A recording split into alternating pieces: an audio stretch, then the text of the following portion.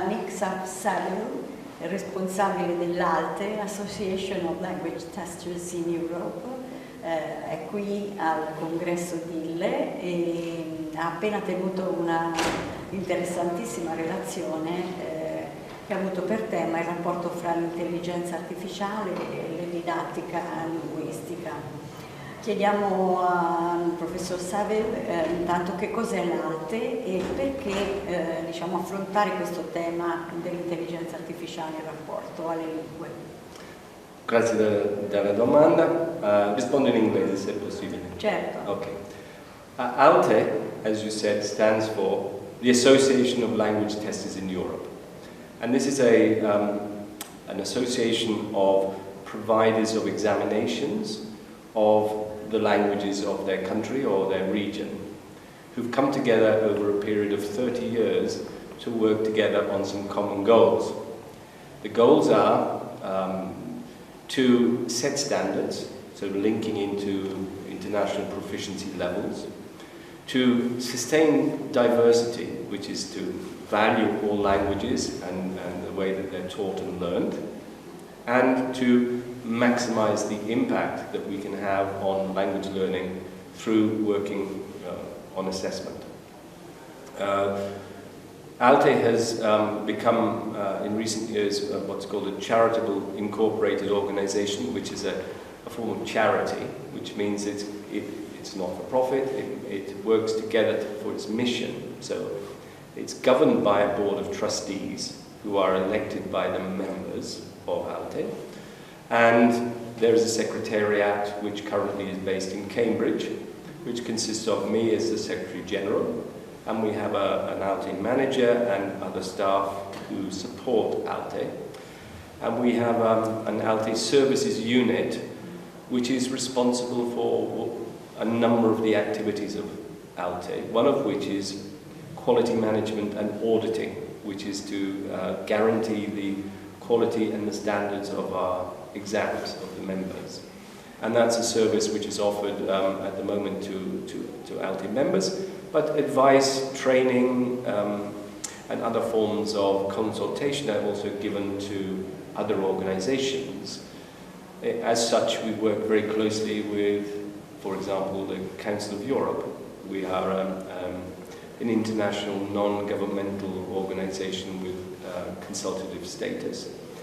A similar status we have with the United Nations. So we seek through our association to develop understanding of assessment, language assessment, which is always related to learning, and to influence policymakers in regard to how they set laws or regulations, and making sure they do that in an appropriate, valid, fair, ethical way.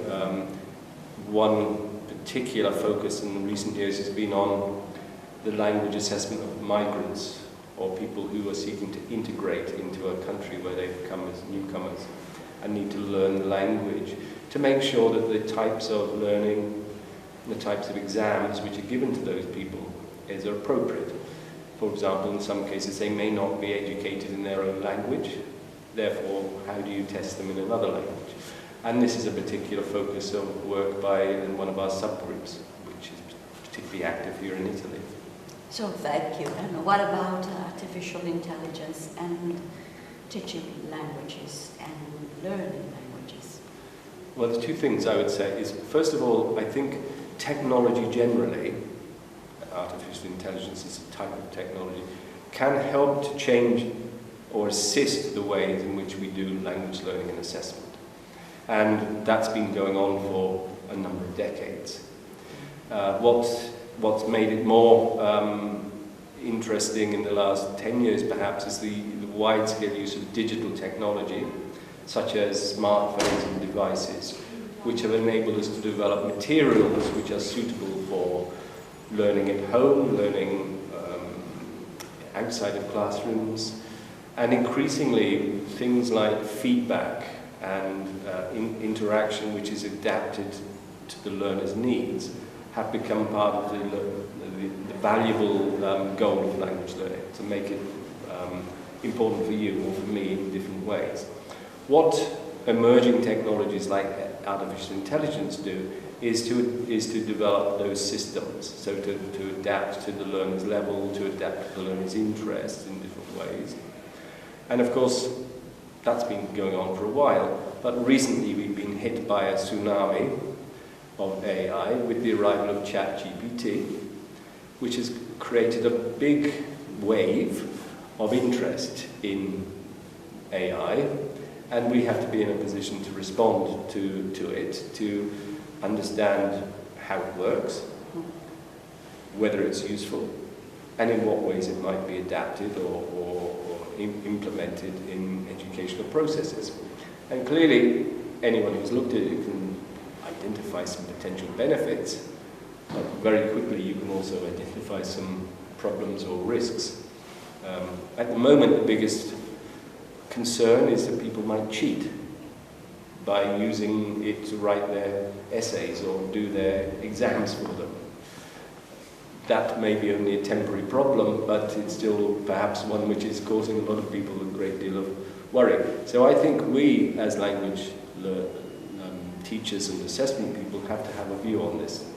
And we need to lead the thinking on how the AI can be used to achieve our educational and our societal goals. And basically that's what I'm here in Intervista to talk about. So thank you so much. Thank you very much for the questions.